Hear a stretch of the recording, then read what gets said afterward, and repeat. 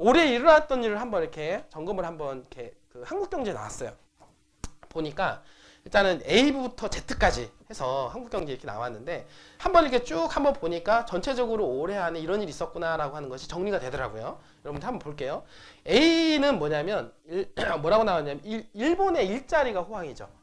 일본의 일자리가 호황인데 그걸 우리는 아베노믹스라고 합니다. 그러니까 아베 총리가 이끌어 놓는 이코노믹스, 그다음에 경제 그렇게 해가지고 아베 총리가 일본의 경제를 끌어올린 거예요. 근데 어떻게 일본 경제를 올렸냐면은 시장이죠, 시장.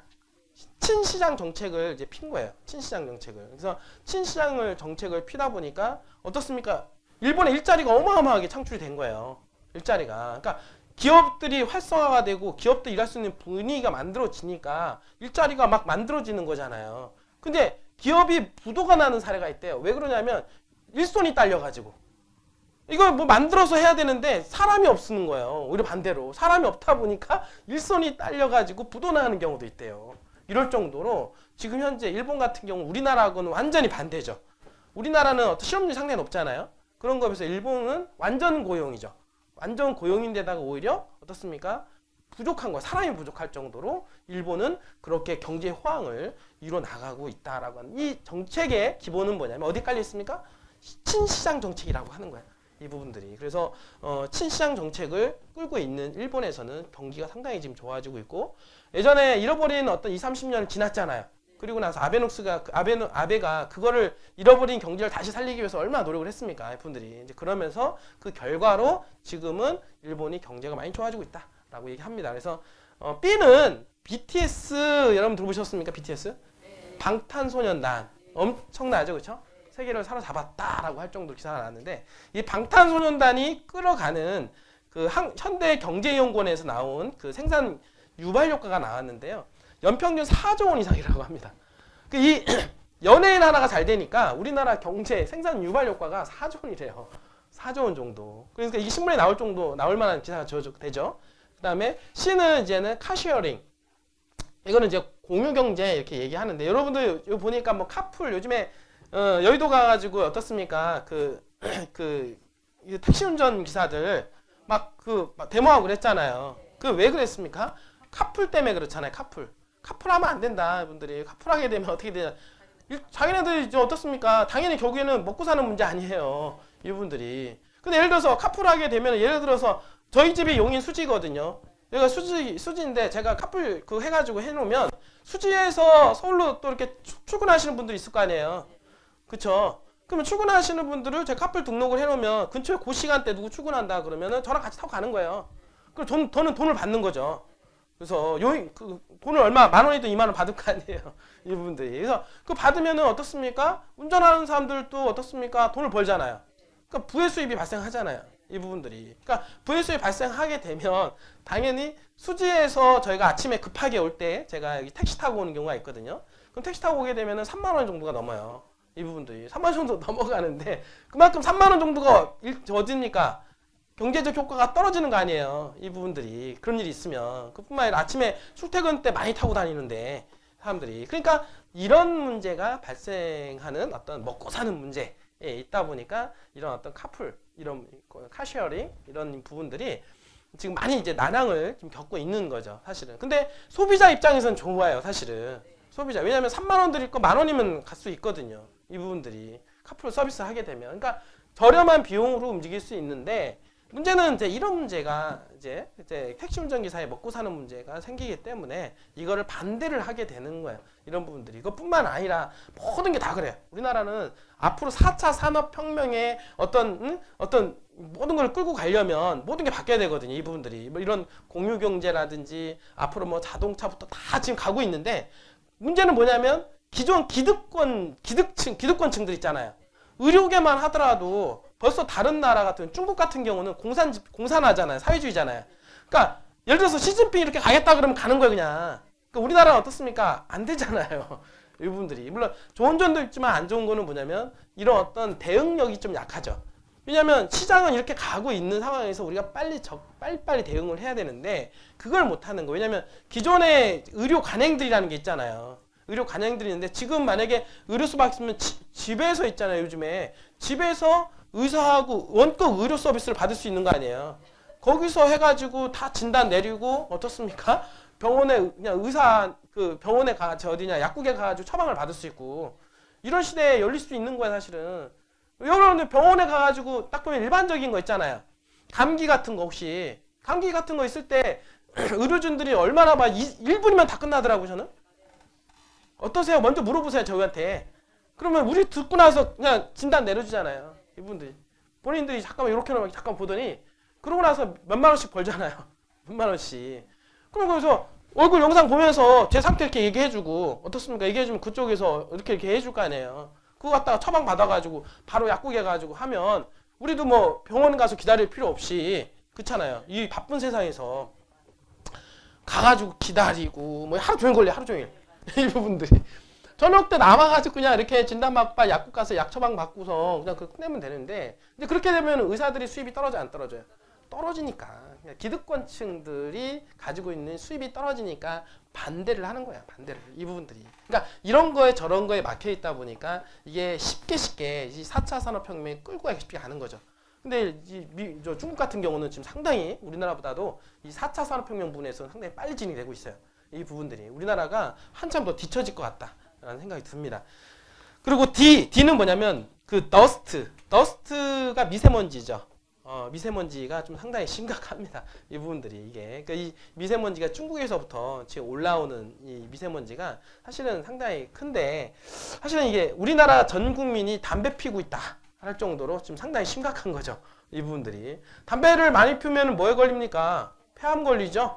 다음에 폐암 인구가 더 늘어날 수 있다는 얘기예요. 이 부분들이. 그래서 미세먼지에 갇힌 대한민국. 이는 뭐냐? 에너지 분야인데 국민 저항 붙인 탈원전. 요즘 문제 많이 나오죠. 그 탈원전 뭐 얘기 나와서 지금 현재 뭐 새만금에도 보면은 그 태양광 뭐 이런 뭐 재생에너지 이런 쪽으로 해서 자꾸 가고 있는데 문제는 뭐냐면 가야 되는 방향성은 맞아요. 이분들이 방향성은 맞는데 시장의 논리에 맞느냐 이거예요. 항상. 알겠어요? 그리고 이 시장의 논리에 맞지 않는다. 왜냐면 우리나라가 이 태양광 뭐 이렇게 막 쭉 하지만 시적으로 이게 시장성이 있느냐 이 부분들이. 그리고 세계적인 흐름이냐 이걸 잘 봐야 돼요. 그러니까 세계는 이렇게 가는데 우리나라만 반대로 가면 되겠습니까?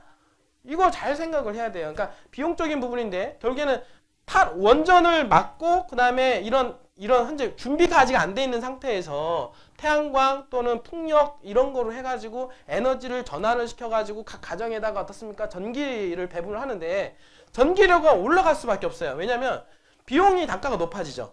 우리나라 지금 우리가 전기료를 되게 싸게 쓰는 거예요.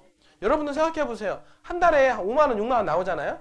5만 원, 6만 원 나오는데 한 달 내내 그런 밝은 빛으로 밥도 해 먹고 어떻습니까? 뭐 따뜻한 물 이게 얼마나 혜택이에요. 밖에 나가서 음식점에서 먹어도 5만 원 금방 써버리는데 그 5만 원 갖다 한 달 동안 빛을 보는 게 얼마나 대단한 일이에요. 생각을 해보세요.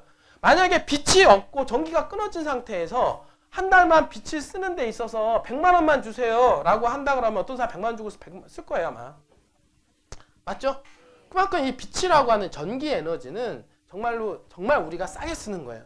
이 부분들은. 싸게 쓰는데 지금 이렇게 되면은 그러지 않아도 국민 경제 어려운데 예? 지금 현재 이게 지금 탈원전을 해버리게 되면 이게 순간 갑자기 이렇게 우리나라 근데 이 탈원전에 대한 부분들이 너무 빨리 진행이 되다 보니까 다른 나라는 되게 서서히 돼요. 그리고 같이 씁니다. 재생에너지하고 탈원전하고 원전하고 같이 동시에 쓰다가 어느 정도 이렇게 가면서 자연스럽게 바뀌어야 되는데 이게 아니라 너무 이제 급격하게 탈원전 쪽으로 가다 보니까 거기에 따른 어떤 비용적인 부분이 발생을 하면서 그게 어디로 가요?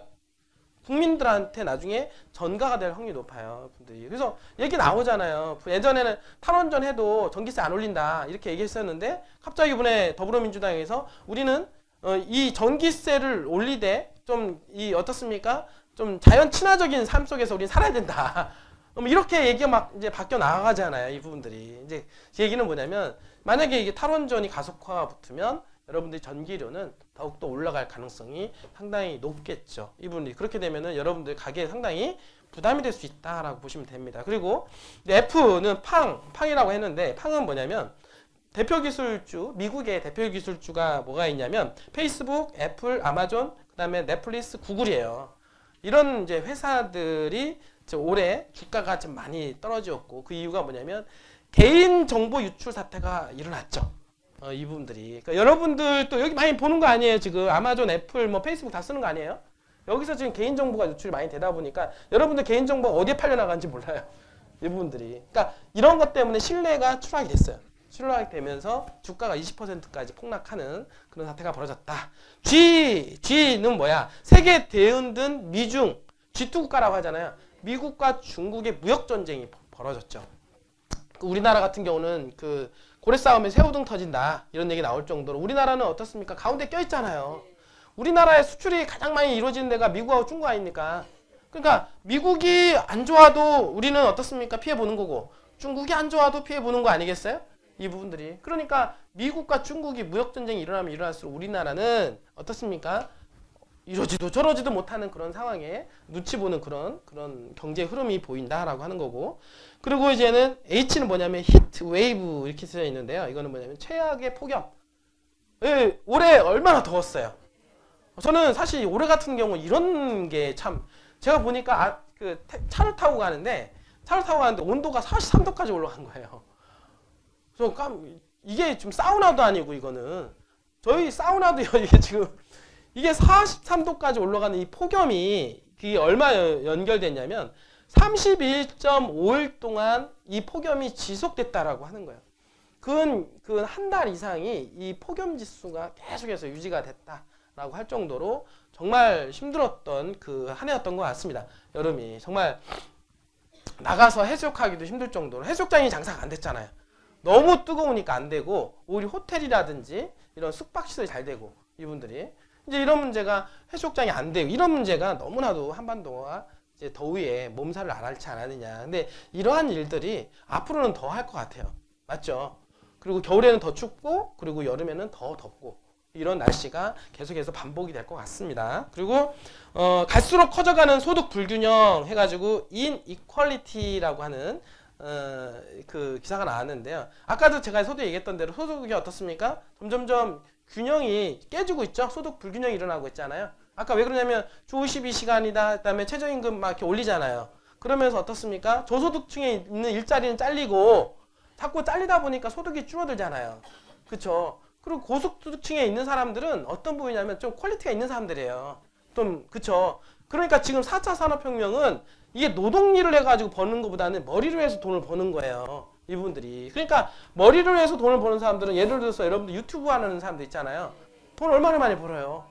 그 사람들은 소득이 더 늘어나는 거예요. 이분들이. 그러니까 소득이 더 늘어나고 그리고 몸으로 때우는 사람들은 소득이 더 줄어들고 이 부분들이. 그러니까 이게 소득 격차가 점점점 늘어나요, 안 늘어나요? 더 늘어나는 현상이 부딪혔죠. 이분들이.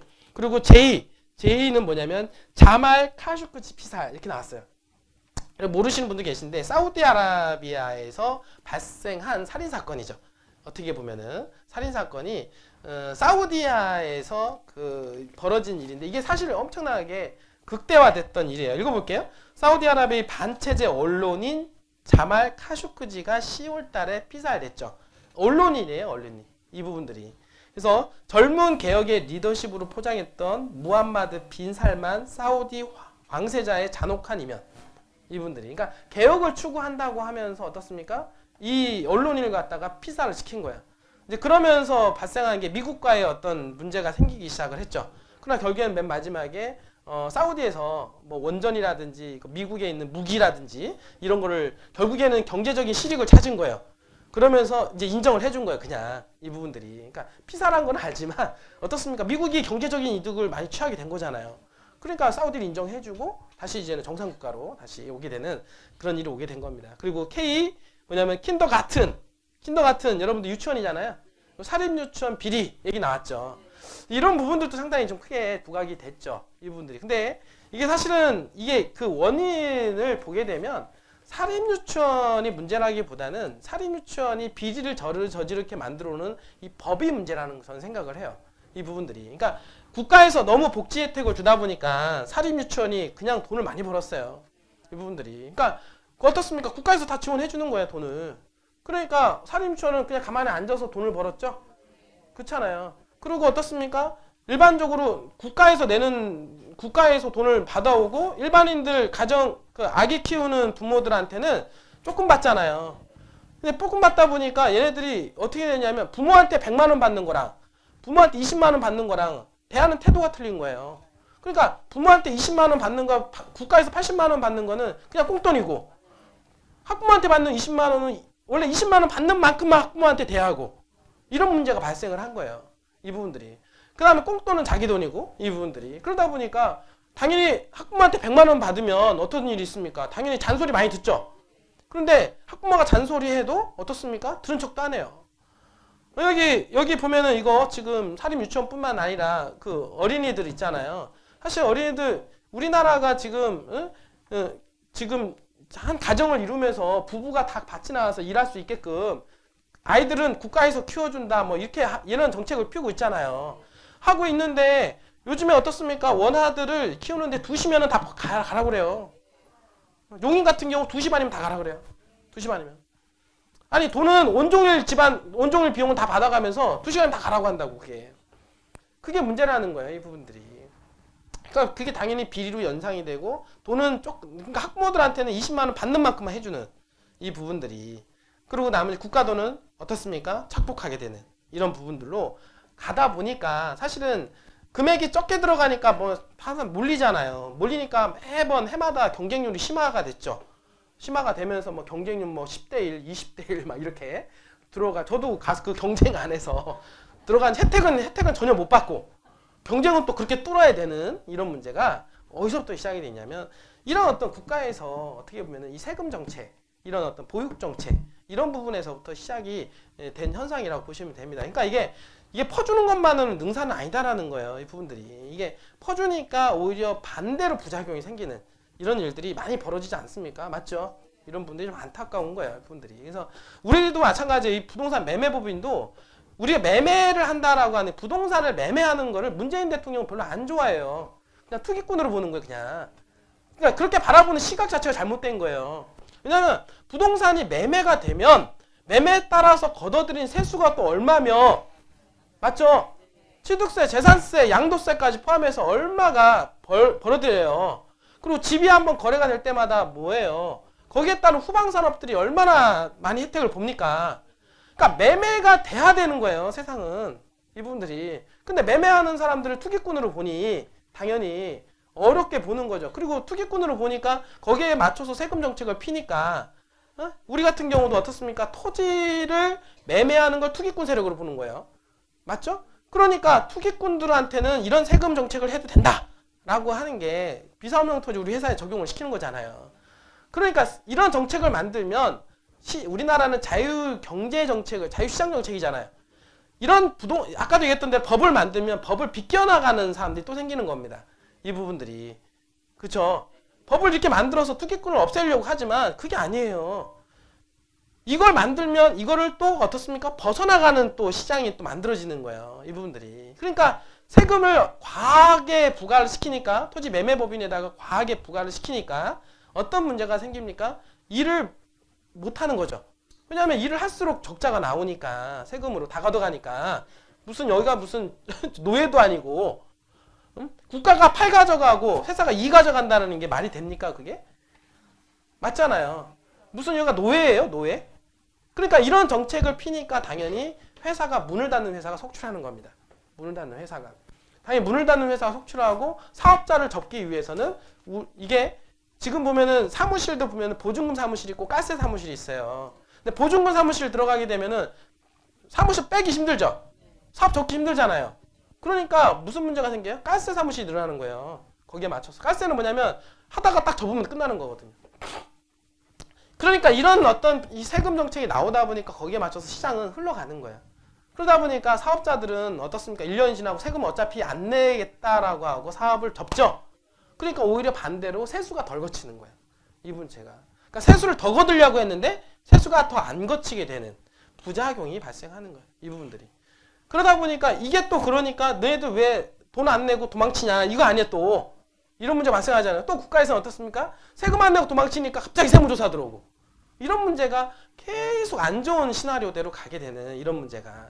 이런 분들이. 그러니까 일하고 싶어도 일을 못하게끔 만들어놔요. 이 부분들이. 그럼 아예 일반 매매법인을 아예 없애든가. 그죠? 아예 없애서 아예 허가를 못하게끔 딱 하면 아예 안 만들죠. 그러니까 이거는 하라고 허용하면서 이건 또 이렇게 만들어놓는 게 어폐가 있다는 얘기예요. 이 부분들이. 이게 그러나 매매를 하게 함으로 해서 토지를 매매를 하게 함으로 해서 엄청난 긍정적인 작용도 상당히 크다는 얘기예요. 이 부분들이. 자, 서울에 있는 사람들이 부안에 가서 땅을 안 사주면 있잖아요. 어떻습니까? 부안 경제 안 올라가요. 지역 경제 안 올라간다니까요. 부분들이. 누가 땅을 삽니까? 그 안에 있는 현지인들이. 서울에 있는 사람들이 땅을 사줘야 돼요. 자, 주식도 있잖아요. 투기권 세력이 있어야 주가가 올라가는 거예요. 예를 들어서 누군가는 돈을 써주는 사람이 있어야 됩니다. 맞죠? 거래라고 하는 것은 실수요만 있는 게 아니에요. 투자와 어느 정도의 어떻습니까? 돈을 배팅해주는 사람이 있어야 실수요자들이 어떻습니까? 돈을 내가 팔고 나오고 싶을 때 쉽게 빠져나오는 거예요. 어느 정도는. 맞잖아요. 그래야 거래가 되면서 어떻습니까? 어떤 사람들은 빨리 팔아야 될 사람도 있잖아요. 빨리 팔아야 되는 사람이 있는데 빨리 팔지 못하게 되면 어떻게 돼요? 어렵단 말이에요, 이분들이. 그러니까 이런 것들을 국가에서는 딱 한쪽만 보고 할 게 아니라 다양성과 다방면을 보고 가야 되는데 그런 것들이 좀 안타깝다는 거예요, 분들이. 맞죠? 이런 분들이. 그러니까 우리나라가 지금 현재 매매가 안 되고 꽉 막혀져 있는 그런 현실에 살기 때문에 지금 당연히 주택 경기 안 좋죠. 왜냐면 안 좋은 거예요? 당연히 안 좋으면 거래가 없어요, 지금? 거래가 없으니까 당연히 취득세하고 그게 거쳐요? 거래가 안 되니까. 그러면 취득세 재원은 뭡니까? 지방세 아니에요. 지방세가 어떻습니까? 재원이 떨어지죠? 지방 경기 어려워지는 거예요. 이 부분들이 점점점. 그러면 이게 거래가 안 되잖아요. 거래가 안 되니까 문제는 또 뭐냐면 후방산업들이 무너지죠? 여러분들 거래가 일단 돼야. 여러분 생각해 보세요. 여러분들 집을 사가지고 딱 들어갈 때 어때요? 매매를 해서 들어갈 때 있잖아요. 여러분들이 좀 약간 좀 싼 집 들어가시는 분도 있잖아요. 그럼 싼 집 들어가시면 그만큼 인테리어 할 거 아니에요. 인테리어 하시면 인테리어 업자가 잘 될 거 안 될까요? 인테리어 업자 잘 될 거 아니에요. 그러면 인테리어 업자가 있고 인테리어에 따른 그 후방업체 또 있어요. 그러니까 이 인테리어를 하는 데 있어서 인테리어 전체를 기획해 주시는 인테리어가 있잖아요. 그럼 인테리어가 도배도 하고 장판도 하고 뭐 다 하잖아요. 그럼 거기에 같이 다 물려 들어가는 거예요, 그게. 이 사람만 그게 아니라.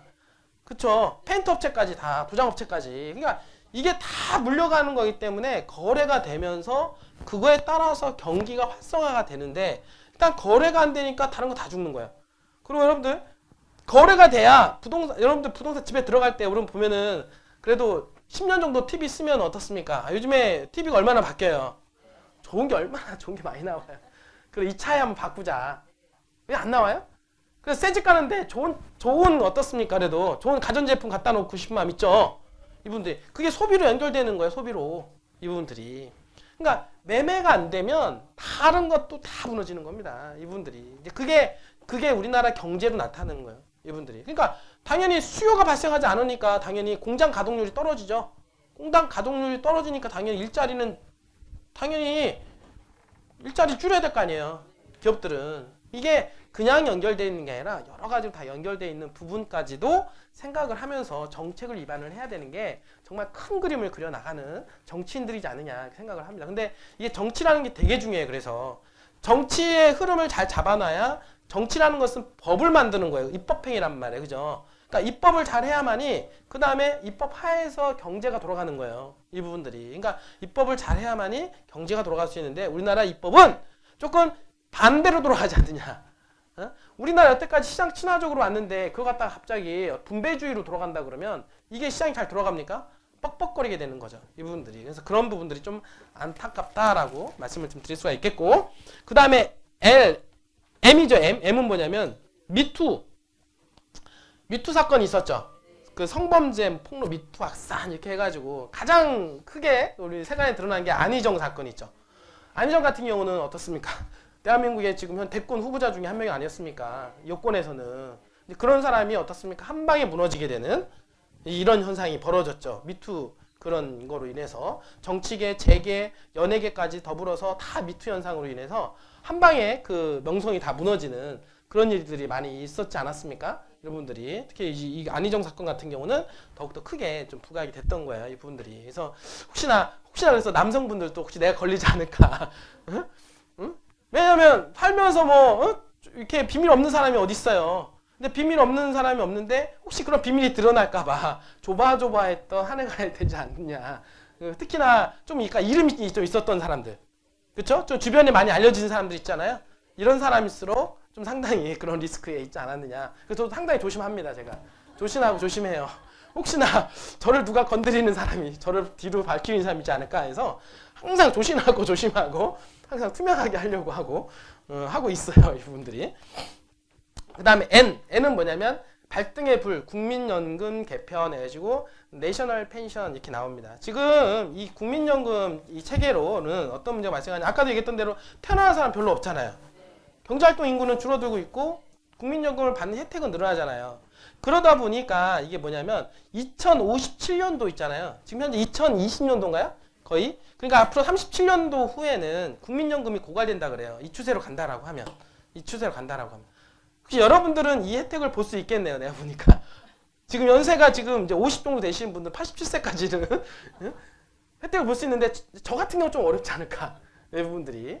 근데 이게 왜 그러냐면 이게 57년도 후에 국민연금이 고갈되기 때문에 국민연금 못 받아요. 이 부분들이. 그러니까 국민연금을 개혁을 하려면 국민연금을 우리가 납입하는 금액을 늘리거나 맞죠? 아니면은 어떻습니까? 국민연금을 받는 소득액을 줄이거나 이거를 개혁을 해야 돼요. 개혁을 해야 되는데 이게 쉽지 않은 문제란 말이에요. 이분들이. 그러니까 어떤 분들은 이런 걸 알기 때문에 국민연금 안 내겠다 하시는 분들도 있죠. 그죠? 이분들이. 그래서 이런 문제가 제가 보기에는 올해 지금 국회 통과는 안 됐습니다. 왜냐면 서로 이제 반발이 크기 때문에 이게 상당히 민감한 문제죠. 그러다 보니까 좀 내년으로 이제 국회로 넘어갈 것 같다라고 해서 내셔널 펜션에 대한 얘기가 부각이 됐고, 그 다음에 롤러코스터 국제유가 이렇게 나온 거예요. 5일 이렇게 나왔는데, 전 세계적으로 지금은 이제 유가라고 얘기를 하죠. 국제유가가 미국에 보면은 서부 텍사스산 원유가 있어요. 배럴당 최근에 이제 10월 달에 76.9달러까지 올라갔습니다. 예전에 한창 유가가 올라갔을 때는 뭐 150달러까지 올라간다니 나왔을 정도로 했었죠. 그러다가 어떻습니까? 경제가 갑자기 침체가 되고 중국 경제가 침체가 되면서, 그리고 더불어서 미국에서 셰일가스가 나왔죠. 그러면서 어떻게 했냐면 20달러대까지 떨어졌어요. 국제유가가. 그러니까 20달러대까지 떨어지다가 올 10월 달 있잖아요. 76달러까지 올라갔죠. 그러다가 최근에 어떻습니까? 또 40달러대까지 42.53달러대까지 떨어지니까 국제유가가 왔다 갔다 하게 되는 거야. 이 부분들이. 그래서 지금은 이제 40달러대까지 떨어졌는데 그 이유가 뭐냐면 미국에 있는 셰일가스가 많이 배출이 되기 때문에 그래요. 그러니까 이게 지금 현재 미국이 저렇게 으르렁 더욱더 되는 이유가 있어요. 이 부분들이. 그러니까 저번에도 옛날 말씀드렸던 것대로 미국은 군사적으로, 정치적으로, 그쵸? 경제적으로 또 에너지까지 독립국가가 돼버린 거예요. 예전에는 셰일가스가 나오지 않을 때는 이쪽 사우디라든지 이쪽 중동국가에 의지를 많이 했죠? 그러니까 중동국가의 경찰국가 역할을 했단 말이에요. 왜냐면 경찰국가 역할을 해주면서 어떻습니까? 사우디라든지 이란, 이라크에서 그 기름을 수입을 해다 썼단 말이에요. 이 부분들이. 왜냐면 에너지국가가 아니었기 때문에. 그런데 어느 갑자기 미국에서 셰일가스가 나오기 시작한 거예요. 셰일가스가. 그러니까 셰일가스가 나오다 보니까 이 셰일가스 매장량만 하더라도 어떻습니까? 지금 사우디아라비아보다도 더 많은 기름을 보유하게 된 거예요. 이분들이. 그러니까 에너지 국가로서 어떻게 됩니까? 독립할 수가 있게 된 거죠. 그러니까 굳이 자, 여러분들 같으면은 어떻습니까? 중동에 가서 경찰국가 하려면 돈을 써야 돼, 안 써야 돼요? 돈을 써야 되는데 에너지 독립을 했는데 굳이 돈 쓸 필요가 있어, 없어요? 돈 쓸 필요 없으니까 자꾸 중동 국가에서 자꾸 빠져나오려고 하는 거예요. 이번에도 지금 보면은 자꾸 이제 외국에서 빠져나오려고 지금 현재 주한미군도 뭐 철수한다는 얘기 나오고 외국에 나가 있던 미군도 자꾸 철수하려고 막 그러잖아요. 이 부분들이 하는 이유가 에너지가 생산되기 때문에. 그러니까 에너지, 그 다음에 정치, 이런 어떤 경제 이런 것까지 다 독립되기 때문에 다른 나라에 의존할 필요가 없어요. 그러니까 이 한 나라만으로도 충분히 다 돌아간다. 이 부분들이. 근데 그런 어떤 거대 국가에 다른 나라들이 휘청휘청 거리죠? 하나는 어떻습니까? 베네수엘라 같은 경우는 어떻습니까? 베네수엘라에서 나오는 모든 기름들을 다 미국에다 수출했어요. 75%까지를. 75% 수출했는데 미국이 베네수엘라에다 수입을 안 하잖아요. 그러니까 베네수엘라에서는 어떻습니까? 벌어들인 수익이 없으니까 어떻게 돼요? 그만큼 돈을 이 오일로 해서 돈을 엄청나게 벌어가지고 그 돈 갖다가 어떻게 했냐면 베네수엘라에 있는 국민들한테 어떻습니까? 다 복지를 풀었죠. 돈을 다 쓴 거예요. 다 쓴 건데 어느 갑자기 기름이 이게 문제가 생겼네요. 기름값도 떨어진 데다가 수입도 안 와요. 미국에서. 그러니까 안 팔리죠. 그러니까 안 팔리는데 베네수엘라에서는 어떻습니까? 돈이 그동안 지출이 많이 됐잖아요. 복지로 돈 썼고 기본적으로 돈이 씀씀이가 있잖아요. 여러분들 보세요. 한번 지출을 늘려놓으면 줄이기 힘들잖아요. 국가도 마찬가지예요. 한번 늘려놨는데 만약에 줄이기 쉽지 않죠. 예를 들어서 복지 쪽으로 뭐 준다고 했다가 뺐으면 돼요? 안 돼요? 얼마나 열받아요. 그러니까 복지는 혜택은 유지를 해야 되겠고 이 부분들이 그러니까 어떻게 되냐면 돈을 막 찍어낸 거예요. 베네수엘라에서 돈을 막 찍어내가지고 어떻습니까? 그거 갖다가 돈을 퍼준 거예요. 돈을 퍼주려고 보다 보니까 어떻습니까? 화폐 가치가 떨어지죠.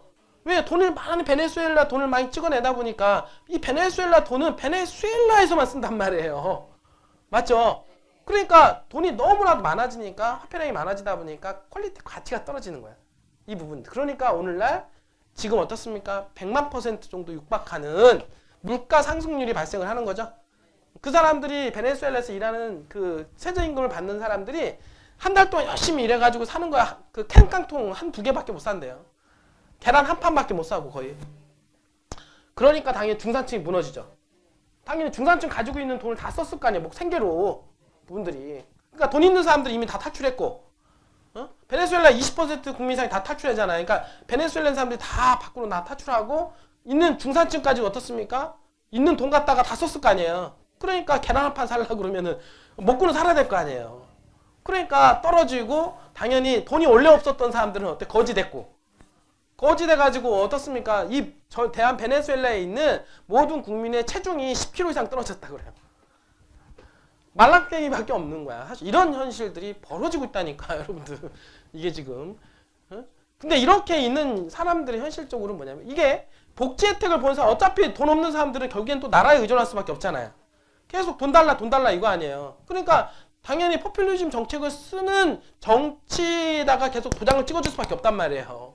이 부분들. 그러니까 그 포퓰리즘은 계속해서 더 심화가 되는 거죠. 그러니까 돈 있는 사람들 다 떠나고 이분들이. 그러니까 이런 부분들이 꼭 베네수엘라를 얘기하는 게 아니라 우리나라도 어떻습니까? 항상 잘 되는 나라들 보면은 시장이 친시장 정책을 쓰는 나라들이 고용 창출 효과도 있고 그다음 일자리가 많이 창출이 돼서 나라가 국가가 경제가 좋아지는데 우리나라 자꾸 지금 어떻습니까? 자꾸 돈을 자꾸 쓰려고 많이 노력을 하잖아요. 이제 이런 것들이 한번 쓰기 시작하면 내년엔 더 이상 써야 돼 또. 왜냐하면 맛을 봤잖아요. 국민들은 그거에 어떻습니까? 맛에 취해져 있어요. 취해져 있다 보니까 더 안 주면 어떻습니까? 이제 떼쓰는 거예요. 이분들이. 떼쓴다고요. 우리 애들도만 보더라도 사탕 맛을 알잖아요. 달콤하거든요. 아주. 설탕 맛. 달콤한 맛을 알기 때문에 그거 안 주면 있잖아요. 사탕이 딱 보이잖아요. 보는데 어떻습니까? 아빠 사탕 달라고 하잖아요. 이거 만약에 딱 빼서 안 주잖아요. 그럼 어떻게 됩니까? 아주 그냥 난리야 난리. 막 뒤에서 떼굴떼굴 굴르고 차라리 안 보여주면 나은데 이거 한번 보여줬더니 난리예요 난리. 그게 똑같아요. 사람도 이 부분들이. 현명하지 못하다는 얘기예요. 왜냐하면 여태까지 받은 혜택이 있었는데 그 혜택을 줄인다거나 이러면은 누가 좋아하겠습니까? 이분들이. 차라리 안 주면 처음부터 주지 말든가. 이 부분들이. 그러니까 뭔가를 줄 때는 어떻습니까? 심사숙고해야 돼요. 이분들이. 그러니까 예를 들어서 제가 지금 현재 제가 부동산 제가 여기 지금 대표로 있지만 회사가 막 잘 된다 여러분 다 퍼줬다가 다음 달에 어떻습니까? 쫄쫄 굶으면 빵평 써가지고 나갈 돈은 막 2, 3억인데 못 주면 여러분들은 좋다 그래요? 못 주면 아니라니까요. 똑같은 거라니까. 항상 앞으로 미래를 보고 1년, 2년 후에 자금 상황까지 계획을 딱 잡아야 돼요. 잡고 나서 쓸 수 있는 부분들을 컨트롤할 수 있는 부분들을 여러분들한테 쓰는 겁니다. 그 부분들이. 맞죠? 그렇게 가야 회사를 지속적으로 가는 거고 국가교도 지속적으로 끌고 갈 수가 있는 거야. 결국에는 그렇게 해야만이 여러분들도 롱런할 수가 있는 거고 같이 더불어서 오래 갈 수 있는 거 아니겠습니까? 예를 들어서 좋다 합시다. 자, 퍼줄 때까지 다 퍼줬어요. 회사 재정 상태는 어려워요. 땅 살 돈도 없어요. 맞죠? 그럼 어느 날 갑자기 셧다운. 문을 딱 닫아버리죠. 그 여러분들은 뭐예요? 일자리 딱 잃어버린단 말이에요. 그러니까 그게 꼭 좋은 것만 아니에요. 퍼주는 게. 그러니까 그런 것들은 적절하게 회사 재정 상태, 국가의 재정 상태와 앞으로 미래에 발생할 수 있는 그런 재정 상태를 고려를 해서 적당하게 어떻습니까? 거기에 맞춰서 비례해서 전략을 짜는 게 좋은데 너무 어떻습니까? 인기 있는 좋습니다. 여러분들한테 있잖아요. 연말에 시장 보너스 팍팍팍 주고 하면 얼마나 인기가 많겠어요. 와, 우리 사장님. 그게 얼마나 가요? 한 달 있다 가면요. 다 지나가요. 언제 그러냐는 듯이. 응? 여러분들. 저걸 줄 때만 좋아하죠. 줄 때는 엄청 좋아해 또. 한 달 있으면 다 잊어버려요. 응? 그리고 안 주면은 뭐라고 그래요, 저한테. 여러분들이. 그러니까 그게 아니에요. 인기 경합적으로 회사를 운영하는 게 아닙니다. 인기 위주로 회사를 운영하는 게 아니에요, 분들이. 그러니까 결국에는 너도 살고 나도 살려면 그런 미래까지 볼 수 있어야 된다라고 생각합니다. 그분들이. 그래서 그런 부분들까지 보고 경영 전략을 짜야 됩니다, 분들이. P가 뭐냐면 평창이란 또 주제네요. P가 우리는 사실 평창에 상당히 의미가 있었죠, 그죠? 평창 그 동계올림픽이 사실은 비용을 가장 적게 들였으면서 가장 그 효율적으로 운영을 했던 동계올림픽 중에 하나였다고 합니다. 그리고 이번 평창올림픽을 계기로 해서 북한을 음지에서 양지로 좀 끌어올리는 그런 계기를 만들었잖아요. 어떻게 보면 북한은 전략적으로 그 평창이라고 하는 올림픽을 잘 활용을 한 거죠. 왜냐하면 전쟁 위기까지 갔다가 극적으로 반전을 해서 세계 무대 위에 올라오면서 그 다음에 남북한 어떻습니까 정상이 만나기도 하고 미국과의 정상까지 만나게 되는 이런 어떤 연결고리를 만들어 놓은 게 뭐예요? 평창 동계올림픽 아닙니까? 그죠? 그러니까 평창 동계올림픽도 당연히 하나 이슈화가 됐다라고 보시면 되고요. Q는 뭐냐면 퀸이라는 얘기인데 저는 이런 영화가 있었는지 저는 봤어요. 록밴드 퀸이라는 그 음악 영화 챔피언 이제 등극이 됐다라고 하는데 영국의 전설적 그 록밴드 퀸의 일대기를 다룬 영화 보헤미안 랩소디가 여러분들 아시죠? 국내 영화사 기록을 썼다고 해요. 그 10월 31일자 개봉 후에 12월 24일까지 862만 명의 관광객을 동원했다고 합니다. 이게 우리나라 이 그 레미제라블이 592만 명, 맘마비아가 457만 명을 제치고 나서 음악 영화 중에서 거의 최고로 등극을 하게 되는 기염을 토했다라고 합니다. 그래서 이런 부분까지도 지금 나오고 있고요. 그 다음에 R은 뭐냐면 R의 공포에서 R은 뭐냐면 리세션은 뭐냐면 경기 하강, 경기 침체 이걸 얘기하는 겁니다. 지금 올해 들어서 경기 침체 얘기가 많이 나오고 있죠. 지금 현재 구글에서 보면은 이 검색 순위 있잖아요. 이 검색 순위에도 보면은 최근 들어서 리세션 찾는 검색어가 상당히 많이 늘어났다 그래요. 이 부분들이 그만큼 우리가 피부로 지금 현재 느끼는 게 경기 침체에 대한 우려감이 많이 있지 않느냐 이런 부분들이 생각을 해요. 우리만 보더라도 지금 어떻습니까? 내년 경기가 어려워질 것 같다. 이런 얘기 많이 나오고 있잖아요. 이 부분들이 좀 안 좋았으면 좋겠는데 내년에 여러분들 좀 그렇습니다. 그래서 S가 있는데 S는 서밋은 뭐냐면 김정은 위원장 만난 한미 정상 이런 얘기입니다. 분들이 그리고 법인소득세 잇따른 세금 인상 이렇게 나오는데요. 법인세가 또 올랐어요. 법인세 올라가게 되는 이제 이런 문제 법인세 이게 올라갔냐면 그러니까 대기업 위주로 올라간 거예요. 지금 이제 보게 되면 법인세랑 영업이익의 2억 원 미만 같은 경우는 11%고 2억 원 넘어가게 되면 이제 22%에 해당이 됩니다. 근데 지금 여기 보면은 이제 신설이 더 된 거예요. 이제 3천억 원 정도 이상 넘어가는 그 이익금이 발생하는 그런 회사에 대해서는 25%를 법인세를 신설하겠다.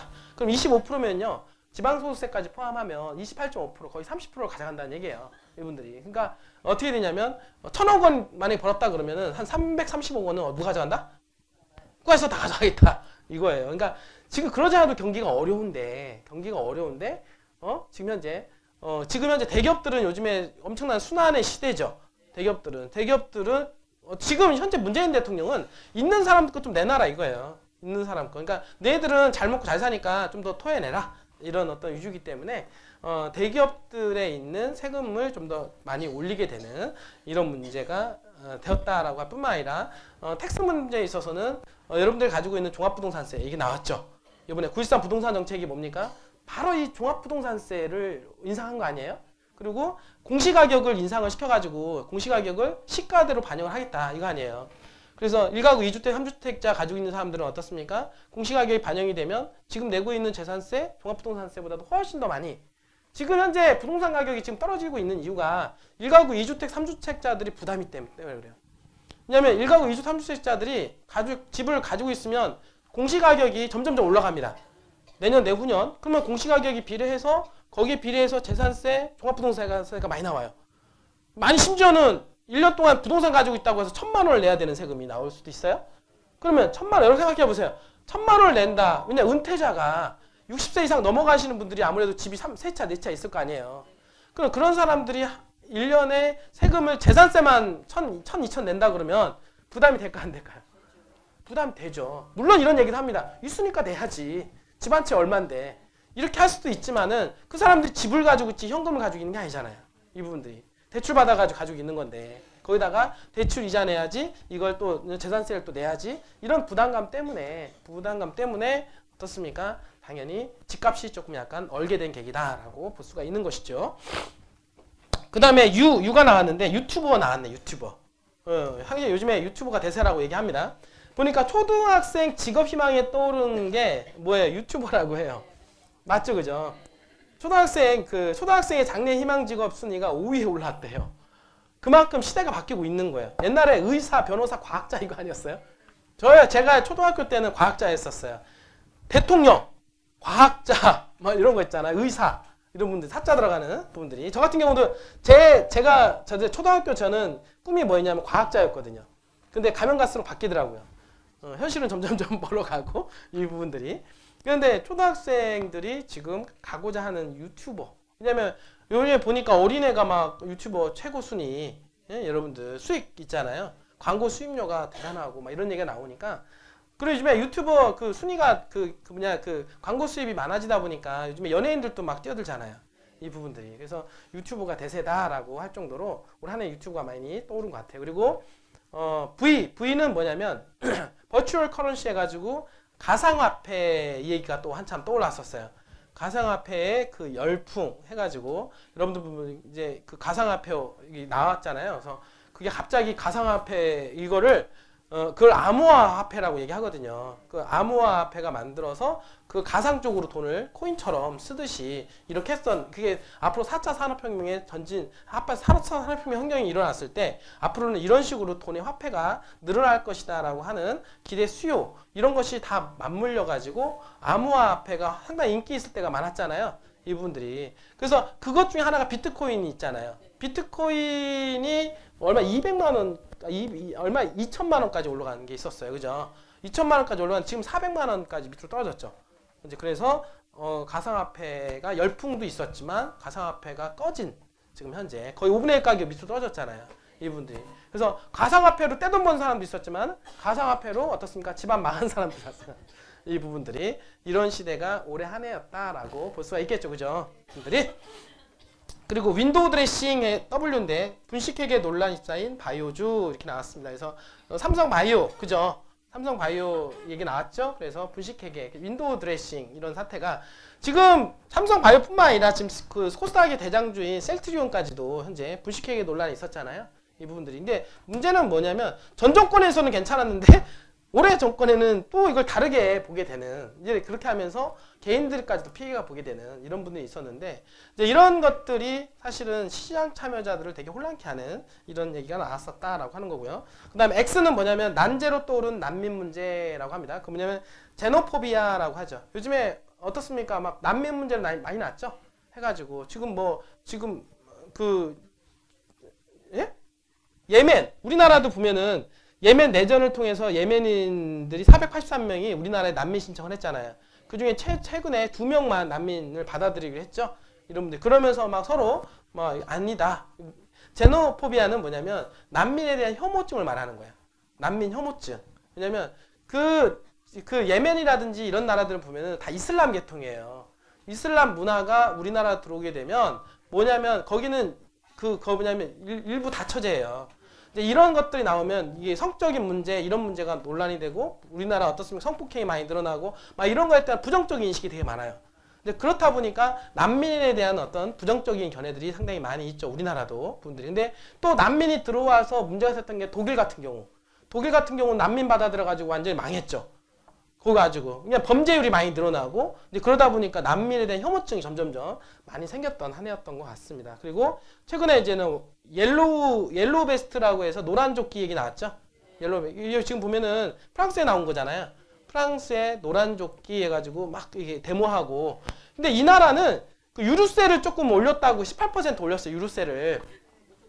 유류세를 올리면 물가가 올라가고 막 이런 문제 때문에 이게 국민에 대한 부담률이 높다라고 해서 이거 한 거 아니에요. 그쵸?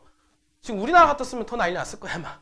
요거 좀 올렸다고 프랑스 같은 경우 이랬는데 아주 폭동이 일어났는데 우리나라 같은 경우는 이거 뭐 한두 개 올랐어요 지금 현재 지금 그쵸 이 부분들이 그래서 이런 어떤 노란 조끼 시위가 있었다라고 얘기하고요. 그다음에 Z는 제로페이 가입률 3% 제로페이 논란 이거는 서울시가 자영업자의 카드 수수료 부담을 줄이기 위해서 만들어 온 제도죠.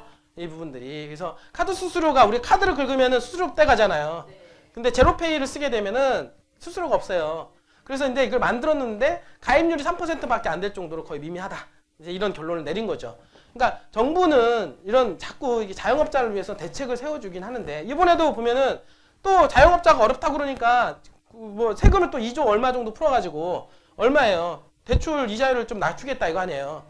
그러니까 어떤 일이 벌어지면은 어떻습니까? 밑빠진 물붓기예요. 그거 백날 해봐야 세금만 축내는 거예요.